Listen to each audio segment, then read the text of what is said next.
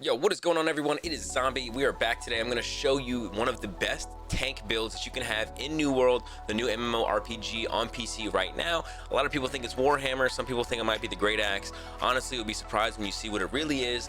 But before we get into it, if you guys are brand new here, consider subscribing to the channel as well as leaving a like on the video down below. It's free. It's that thumbs up button down there. Just click it for me. I'd appreciate it so much. What I'm going to do is I'm going to show you guys the best tank build in the game right now. You can use it against individual enemies or with groups of teammates in raids and excavations and things like that. So I'm excited to show you guys what it is. Let's get into it. All right, so very important when you're starting your level up process, what you want to do is you want to take as many points as possible and dedicate them to Constitution.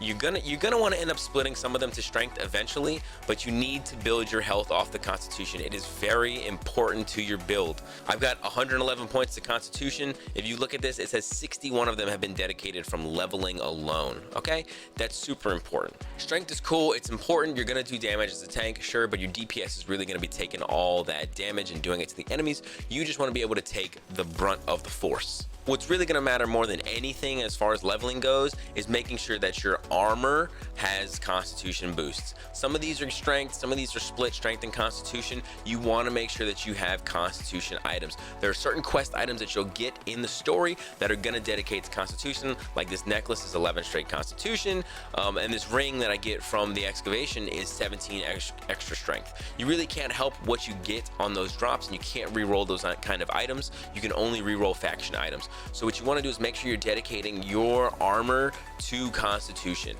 Like I said, a little bit of strength is not bad, but you want that Constitution, as well as some of your weapons. These are definitely going to boost your strength at some point or another. It's not a bad thing. My hammer's got 17 extra strength to it, sure, but my sword has 8 Constitution to it. Now this sword is very important. You get this from the Armine excavation. If you don't know what that is, it's a raid.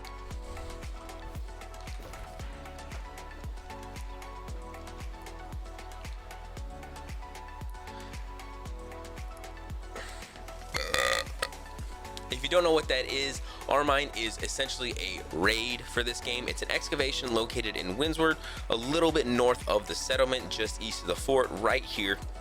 If you want, you can come over here and explore it. You might even be able to get somebody to bring you into a party, but unless you're level 25, it's going to be a little tough. 24s, 23s can do it if you have a pretty good group, or if you're a healer, that's doable, but you need to be in your low 20s at least to be able to do this. I would not recommend it underneath 20, but this sword is a huge score from that raid, okay? It has 370 gear score, 116 slash damage, 330 damage overall. It's so important to get this weapon, all right?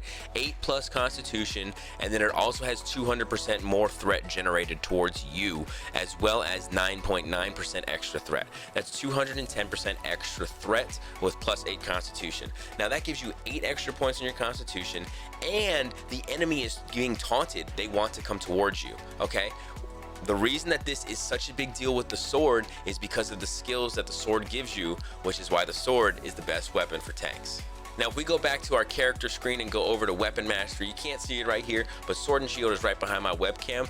This is the weapon you're gonna wanna build if you want a tank in this game, and I'll show you why right here. This entire skill tree defender, the right side, ignore this left side over here, it's not very good, I'll go through it in a moment. This right side is giving you so many buffs and so much health regen, it's ridiculous that you barely even take damage as long as you have a healer in these raids. So to start, I'll show you the abilities. Shield Rush is cool. It's a nice little knockback stun at some point, and Defiant Stance is huge. You already have that sword that gives you 210 extra threat percent, right?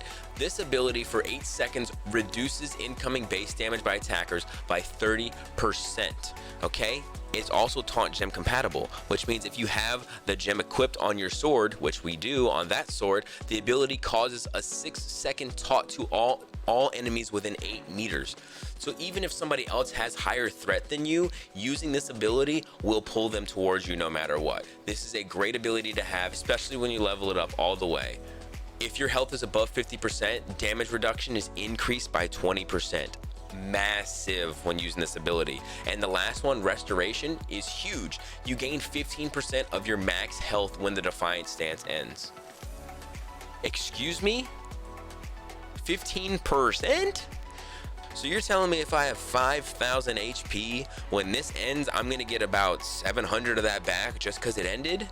And not to mention, you could use this every 45 seconds. Sure, that's a long cooldown for a reason, because it's a very strong ability to have. I wouldn't worry about getting another one. Shield Bash isn't worth spending your points on. Leaping Strike, all these ones on the other side, the Whirling Blade and the Backstab, these are all doing damage. That's not what you're here for. You can do some damage at some point, but that's not what we're talking about right now. These smaller abilities, Sturdy Shield, Sturdy Grip, the defensive training, these are great to have early on too. Additional 15% physical armor, stamina damage reduced by 15% when blocking, which you're going to block with this weapon because you will have a shield on, guaranteed. And then obviously when you block an attack, you get 10% Fortify for 5 seconds. Fortify increases your defense by 10%. So you're gonna block, you're gonna gain defense for blocking. You're also gonna lose less stamina for blocking, and you're absorbing more because you have a higher physical armor damage intake. It doesn't get much better than that.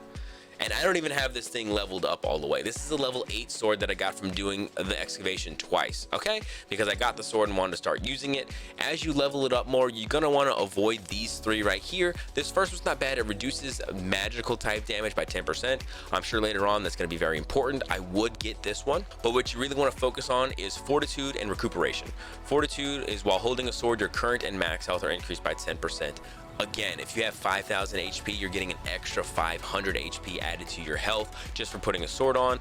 And then Recuperation, all income healing and regenerations increased by 10%. If you have a healer on your team, that is massive. On top of Restoration, when it re-heals you for that, an extra 10% to it, that's a huge healing bonus. Where instead of 500 or 700, we're talking 8 to 1,000 HP restored just for ending your ability. So with the 4 that I have up here, the 3 on the side, and these 2 makes 9. If you want to get some of these other Shield Bash abilities, it's not a bad idea. This one's actually pretty good. It weakens enemies within a certain radius by 10% for 4 seconds on a successful hit. That's great. Once you get your 10th one spent, you want to get this last one, Defensive Formation. When blocking, reduce damage to all allies within 2 meters by 30%. You're going to see this little circle around you rotating. Everyone within that has increased damage reduction. This is the tankiest class you can have right now in New World. Last night I was doing the Armine excavation with this build, and let me tell you, when I was fighting that boss, Simon, I did not drop below 4,500 HP. With the heals, with the buffs, with the debuffs on the enemies, I was holding my own as a tank at a level 28 in that class. If this video helped you guys at all, please consider leaving a like on it as well as subscribing to the channel. I'm going to post some more stuff before the beta ends, and I'm also looking forward to this game's full release at the end of August. If you guys are looking for someone that's going to be playing this, I stream 5 days a week, Sunday through Thursday at 8 p.m. Central Standard Time. My link is in the description below. Please feel free to check that out and drop me a follow. Again, it is completely free, and I love talking with new people. Come on in. We're trying to build a Marauders group. I'd love to have you guys in the Discord as well. That link is down below. But until next time, guys, take it easy.